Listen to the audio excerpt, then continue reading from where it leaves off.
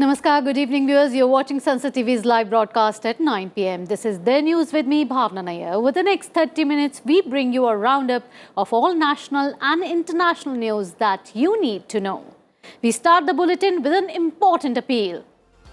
On the occasion of 75th anniversary of independence, the country is observing the Amrit Mahotsav of Independence. The Har Ghar Tiranga Abhiyan is a part of this festival. Sansad TV appeals to you to join the celebration of independence by unfurling the tricolour in your house as well.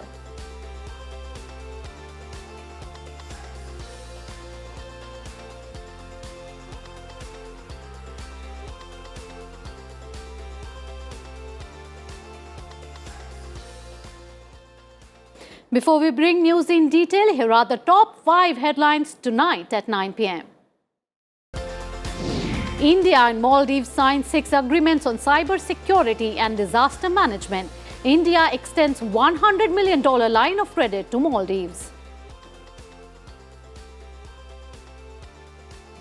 Lok Sabha passes Wildlife Protection Bill. Rajya Sabha holds short-term discussion on rising prices of essential commodities in the country.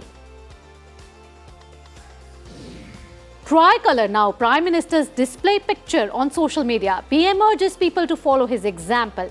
Union Home Minister attends Tricolour Festival in Delhi. ED conducts searches at many places, including the National Herald office in its money laundering case probe. Congress alleges vendetta. And big victory against global terrorism. US kills Al-Qaeda leader AL-ZAWAHIRI in drone strike in Afghanistan. President Joe Biden says justice has been delivered.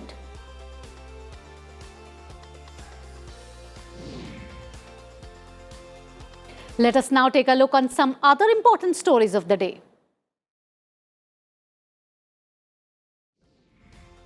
No collapse of Indian rupee against the dollar, asserts Finance Minister Nirmala Sitharaman in the Rajya Sabha.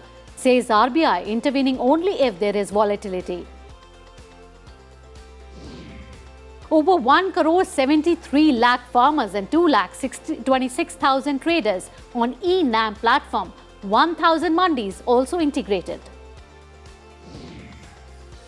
No food crisis in the country. Food grain production touches 314 million tons in 2021-22. Agriculture Minister tells Lok Sabha. ATAL Innovation Mission calls for application for ATAL Incubation Center and ATAL Community Innovation Center. Admit cards for Phase 2 examinations of Common University Entrance Test Undergraduate 2022 released. Exams on 4th, 5th and 6th of August. 5G telecom services likely to be launched by October, says Communication Minister Ashwini Vaishnav. IMD predicts monsoon to be normal in August and September. More showers likely in rain deficit states of West Bengal, Bihar, UP, Jharkhand and Kerala. Ministry of Culture organizes Tiranga Utsav to celebrate Pingali Venkaya's 146th birth anniversary. 3 people arrested for burning down President Ranil Wickremesinghe's residence during anti-government protest in Sri Lanka in July. And Union Minister Hardeep Singh Puri inaugurates 4th ONGC Para Games in Thiagraj Sports Complex in New Delhi.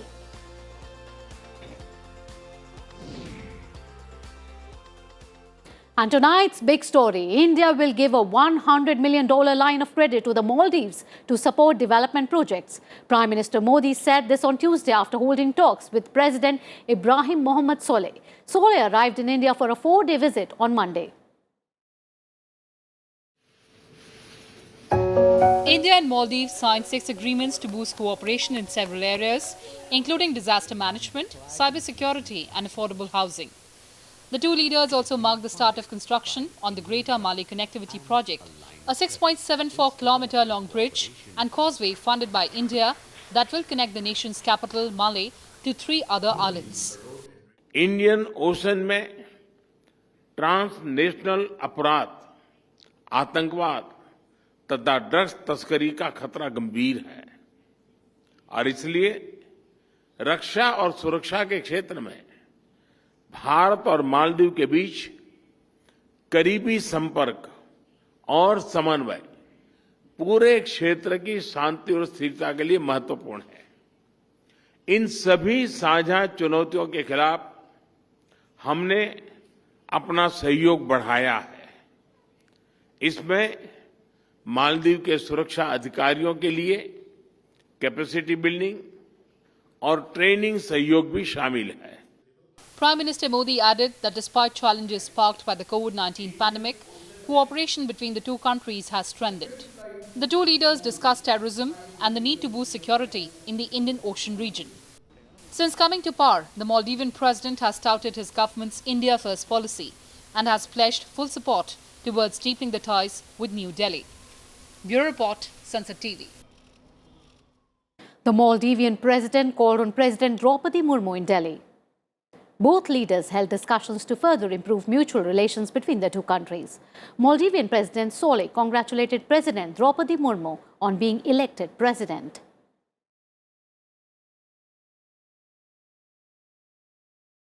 The Har Ghar Tiranga campaign is gaining momentum in the country.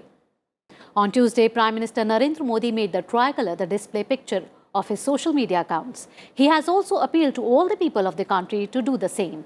Union Home Minister Amit Shah and other ruling party leaders, including BJP President JP Nadda, are also displaying the tricolour on their social media accounts. In Mann Ki Baat program on Sunday, the Prime Minister called the Azadi Ka Amrit Mahotsav a mass movement. He urged people to put up the Tiranga as their profile picture on their social media accounts between August 2nd and August 15th. The Prime Minister paid tributes to Pingali Venkaiah, who designed the tricolour on his birth anniversary.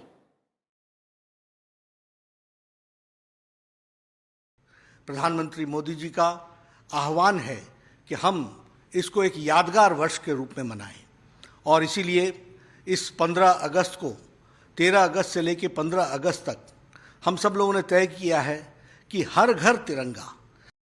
Union Home Minister Amit Shah took part in the Tiranga UTSAV on the occasion of the 146th birth anniversary of freedom fighter Pingali Venkaiah.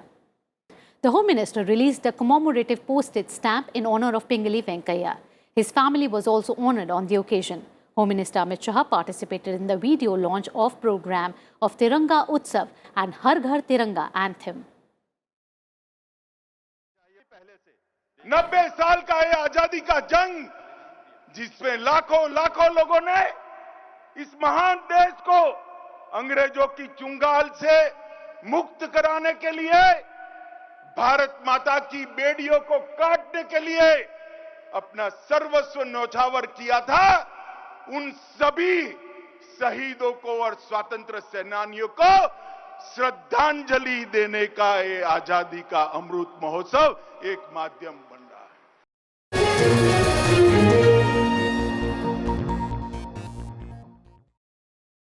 And now the monsoon session updates. Union Finance Minister Nirmala Sitharaman replied to the short-term discussion on price hike in the Rajya Sabha. She said while no one is denying that prices have increased, the government and RBI are trying to keep inflation below 7%. She also said that despite the COVID pandemic, India remains the fastest growing economy. If the debate constantly is only attributing things which we have not even said, so let's please, both on data and on Dharatal, thank you very much Professor Ram Gopal Yadav, constant interaction with people who are affected is giving us inputs, and based on which we are having a targeted approach from the pandemic until today when the recovery is going on. And through the targeted approach, we are reaching sections which so desperately need that help. During the discussion, the opposition parties highlighted problems faced by the common man due to the price hike in essential commodities. The discussion was initiated by CPM MP Ilamaram Karim. These government's policies that despite this abundance, farmers are fighting to get better prices and consumers are weighed down by high prices. महंगाई का दर 2021 अप्रैल में 4.23% था. वही महंगाई सिर्फ एक साल में अप्रैल 22 ऑलमोस्ट डबल हो गया। 10 years ago, when cess was collected by the government, of the total cess and surcharge collected, 10% was cess and surcharge. 10 years ago. Now that number has gone from 10 to 20%. And now talking about the lower house, the Lok Sabha passed the Wildlife Protection Amendment Bill 2021. Union Forest and Environment Minister Bhupendra Yadav replied to the discussion. The bill amends the Wildlife Protection Act 1972. Environment friendly lifestyle का अर्थ ये है कि जितनी भी biodiversity हमारे पास है और दुनिया में है उसका अगर हम प्रयोग करते हैं तो उसके लिए एक नियमों की व्यवस्था होनी चाहिए।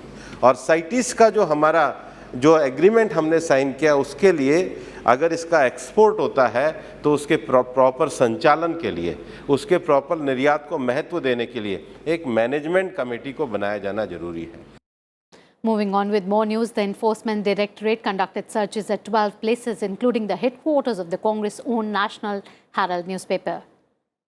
ED officials said the action was taken under the Money Laundering Prevention Act to collect evidence in its money laundering probe. The searches were conducted at the Herald House office in Bahadur Shah Zafar Marg, Central Delhi. In recent weeks, the ED has questioned Congress President Sonia Gandhi, her son Rahul Gandhi, and some other Congress leaders in the case. Congress workers held protest outside the Herald House against the ED's action.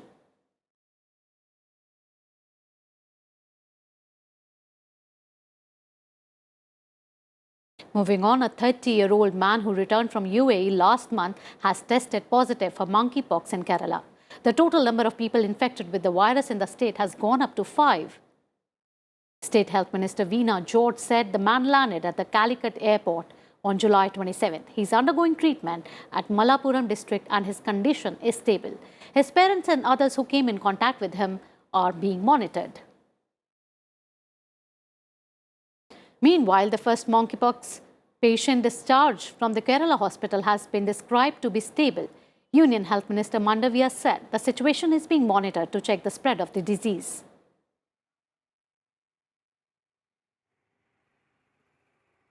Monkey pox के संदर्भ में डरने की कोई आवश्यकता नहीं है। भारत सरकार की ओर से स्टेट गवर्नमेंट के साथ कंसल्टेशन करके बातचीत करके पब्लिक को स्टेट कंट्री में अवेयरनेस किया जा रहा है ताकि एक डिसीज को आगे बढ़ते हुए हम रोक सकें। And now let's have a quick look at some other news that are making news across the nation.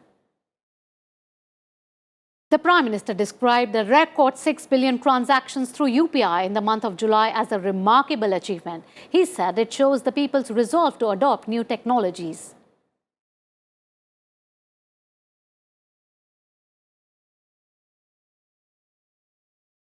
Union Home Minister Amit Shah chaired high-level security meeting in the Parliament House complex.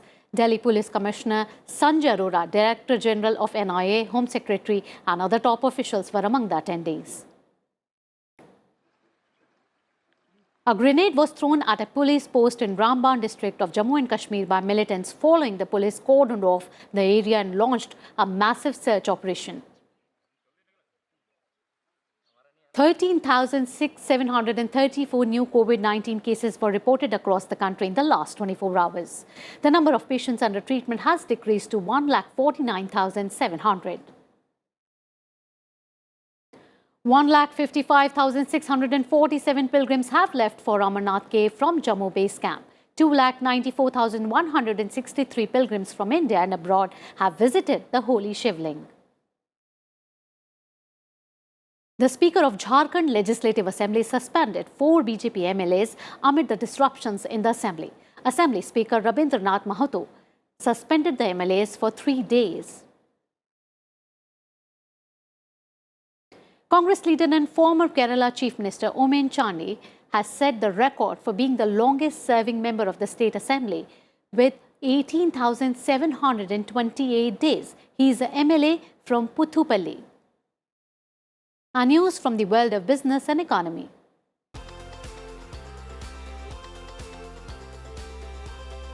Finance Minister Nirmala Sitharaman told the Rajya Sabha that strict action is being taken against dubious digital loan apps that are duping millions of people. She said the Ministries of Finance, Corporate Affairs and Electronics and IT are working in tandem to take action against these companies, most of which originate from outside India, and also those Indian citizens who have aided them in their operations. Minister of State for Finance said the Prime Minister's Economic Advisory Council had so far not recommended any action to privatize state-run banks. The minister was replying to a query from the Speaker, who asked if the EAC is in favour of privatization of all public sector banks in future. Finance Minister Nirmala Sitharaman denied that the rupee is weakening against the US dollar. She said the RBI is monitoring the currency and allowing the rupee to take its own course. She said the government intervenes only to check volatility in markets and assured the House that the rupee was holding its own despite global fluctuations. After a volatile session through the day, markets recovered with marginal gains as the BSE Sensex went up by 20 points while the NSE Nifty gained 5 points. IndusLand Bank was the frontrunner with gains of up to 2.6%. Asian Paints, NTPC and Maruti also performed well. And now talking about the global markets, it remained lukewarm with markets across Asia, Europe and America trending low through the day. Taiwan, Hang Seng, Kospi and Nikkei 225 all traded in the red. Amongst the biggest losers were Shanghai Composite, while trailed by 2.26%.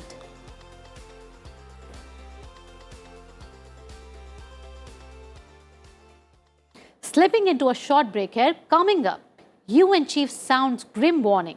Humanity is just one misunderstanding, one miscalculation away from nuclear annihilation. All this after the short break. You stay tuned to Sansad TV for more news.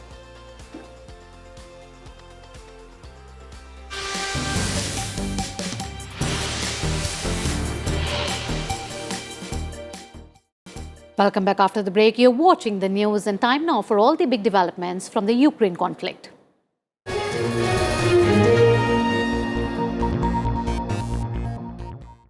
Evacuations have started in the eastern Donetsk region. Ukraine's Deputy Prime Minister said the first train arrived in the capital of Kyiv province. The move comes after a few days after Ukrainian authorities said 2 lakh civilians must be evacuated. Ukrainian authorities have warned that those who refuse to leave will be forced to sign a document to take responsibility for any risks. Part of a university was destroyed along with shops and several buildings after a series of Russian strikes overnight in Mykolaiv, the region's governor said on Tuesday. One area was hit by a multiple launch rocket system and another with S-300 missiles. A dormitory at the university was entirely destroyed along with shops and several high-rise buildings in the strikes. Russian Defense Minister Sergei Shoigu said his country's forces destroyed various military equipment in Ukraine, including 6 HIMARS rocket launcher systems. Speaking at a meeting with military officials in Moscow, Shoigu said Russian strikes on Ukrainian military facilities destroyed 200 missiles, 33 M777 howitzers and 5 Harpoon anti-ship missile launching systems. Russia's Supreme Court designated the Azov Regiment, a former volunteer battalion that was incorporated into Ukraine's army, as a terrorist group, allowing for a lengthy jail terms for its members. The court ruled to ban the regiment's activities in the Russian Federation with immediate effect. Lebanon's top prosecutor lifted his seizure order on a ship docked in Lebanon, accused by Ukraine of carrying stolen flour and barley, and allowed it to sail after finding no criminal offense committed. The ship is unable to sail for the time being due to another seizure order issued by a judge in Tripoli. Time now for some other global updates.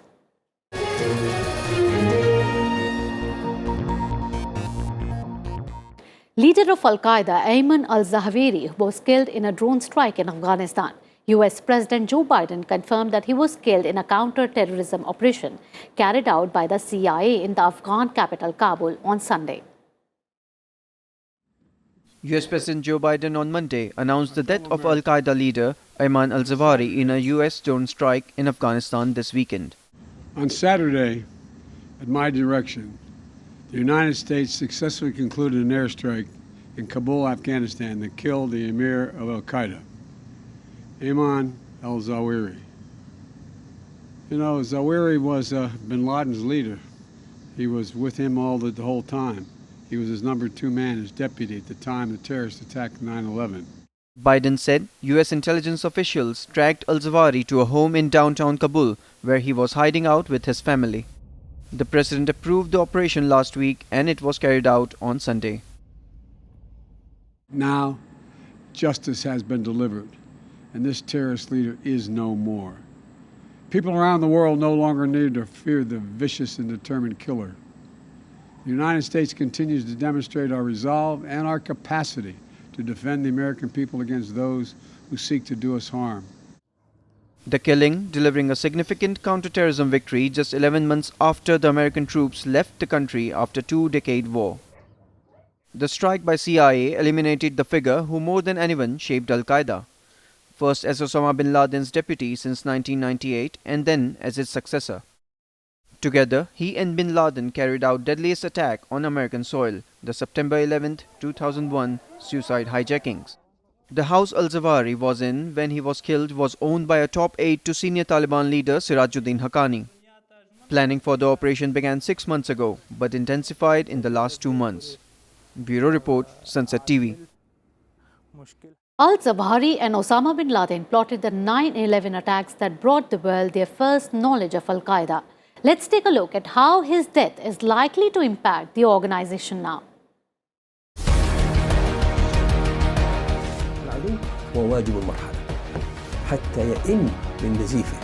On Saturday, at my direction, the United States successfully concluded an airstrike in Kabul, Afghanistan that killed the emir of Al-Qaeda, Ayman al-Zawahiri. Ayman al-Zawahiri's death is expected to lead to greater disarray within the Al-Qaeda than did bin Laden's death in 2011, since it is far less clear who his successor would be. Zawahiri became a crucial figure in the Al-Qaeda as the right-hand man to bin Laden, the young Saudi millionaire he met in the Afghanistan-Pakistan region. The attacks on the World Trade Center and Pentagon made bin Laden America's enemy number 1. But he may never have carried it out without his deputy. While bin Laden came from a privileged background in a prominent Saudi family, al-Zawahiri had the experience of an underground revolutionary. Bin Laden provided Al-Qaeda with charisma and money, but al-Zawahiri brought tactics and organizational skills to forge a network of terrorist cells in countries around the world. When the 2001 US invasion of Afghanistan demolished Al-Qaeda's safe haven and scattered, killed and captured its members, al-Zawahiri ensured Al-Qaeda's survival. He rebuilt its leadership in the Afghanistan-Pakistan border region and installed allies as lieutenants in key positions. He also became the movement's public face, putting out a constant stream of video messages while bin Laden largely hid. With his thick beard, heavily rimmed glasses, he was notoriously prickly and pedantic. He picked ideological fights with critics within the jihadi camp, wagging his finger scoldingly in his videos. Even some key figures in Al-Qaeda's central leadership were put off, calling him overly controlling, secretive and divisive, a contrast to bin Laden, whose soft-spoken presence many militants describe in adoring, almost spiritual terms. Yet, he reshaped the organization from a centralized planner of terror attacks to a network of autonomous branches around the region, including in Iraq, Saudi Arabia, Yemen, North Africa, Somalia and Asia. Bureau Report, Sunset TV. Moving on, sounding the alarm on the war in Ukraine, UN Secretary General Antonio Guterres warned the humanity is just one misunderstanding, one miscalculation away from nuclear annihilation. The warning came on Monday at a conference to review the 50-year-old Nuclear Non-Proliferation Treaty. The 10th Nuclear Non-Proliferation Treaty Review Conference kicked off at the United Nations headquarters on Monday. The United Nations chief highlighted the threat to the world by the war in Ukraine and the risk of nuclear weapons being used in the conflicts in Middle East and Asia. Guterres told ministers, officials and diplomats that the meeting is taking place at a critical juncture for our collective peace and security. We need the treaty of non-proliferation of nuclear weapons as much as ever. And that is why this review conference is so important. It's an opportunity to hammer out the measures that will help avoid certain disaster. The conference is an opportunity to hammer out the measures that will help avoid certain disaster and to put humanity on a new path towards a world free of nuclear weapons, the Secretary General said. But Guterres warned that geopolitical weapons are reaching new highs. Almost 13,000 nuclear weapons are in arsenals around the world, and countries seeking false security are spending hundreds of billions of dollars on doomsday weapons. Bureau Report, Sansad TV. More news from across the world now. US House Speaker Nancy Pelosi has landed in Taiwan a short while back. Earlier, she visited Malaysia and Singapore. She met with Malaysian Parliament Speaker and other parliamentarians and dignitaries. In Singapore, Pelosi met with the President, Prime Minister and other cabinet members of Singapore. The two sides welcomed United States' commitment to strong engagement with the region. Southeast Asian foreign ministers gathered in the Cambodian capital for ASEAN summit. The meeting is about addressing persistent violence in Myanmar and other issues. Top diplomats from the United States, China, Russia and other world powers are also attending the summit. The summit is taking place at a time of tension between Washington and Beijing as the US pushes back against China's growing influence in Asia-Pacific. Spain unveiled new measures to cut gas consumption by 7%. The Spanish government passed a bill to accommodate European Union's energy agreements to limit dependency on Russian gas. Australia's central bank boosted its interest rate for a fourth consecutive month to 1.85%. The Reserve Bank of Australia's decision was the cash rate's third consecutive hike of half a percentage point. After the protesters occupied parliament in Iraq against Iran-backed alliance for several days, the counter-protest erupted against the protesters backed by Al-Sadr.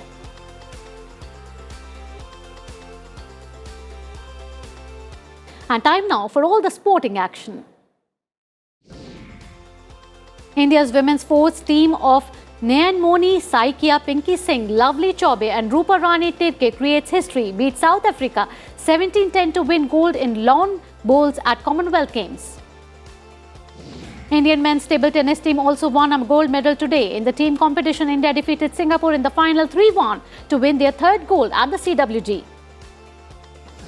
India's Vikas Thakur won India another medal in weightlifting in the men's 96 kg event with a total lift of 346 kg to 155 kg in snatch and 191 kg clean and jerk. Vikas won a silver medal. Murli, Sri Shankar and Muhammad Anis have qualified for the final of the men's long jump at the Commonwealth Games. With 8.05 meters, Sri Shankar had the best jump among the qualifiers while Muhammad Yahya finished 8th in qualification. Indian women's hockey team suffered a 1-3 loss against the host England today. In a Pool A match, India were trailing England 0-2 at half-time. And with this, it's a wrap of today's bulletin. Thank you for watching. Good night. Namaskar.